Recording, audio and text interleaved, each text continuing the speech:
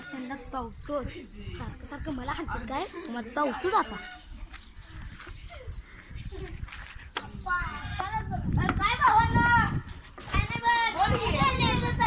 गणपती जवळ 2 दिवस राहिली ती फक्त मग काय करणार जेवायला काहीतरी करायला पाहिजे जेवायला मदत कर मूर्तीला आम्हाला बस मूर्तीच काय होत नाही आपल्याकडे जेवण काय दे सांगा भात द्या भात लय जास्त लागतो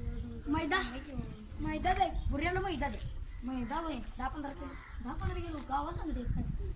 गावाला सांगायला पाहिजे बरं मग पुऱ्या करूया हाय ना माझं नाव पुकारायचं सारखं हा तुमचं नाव सांग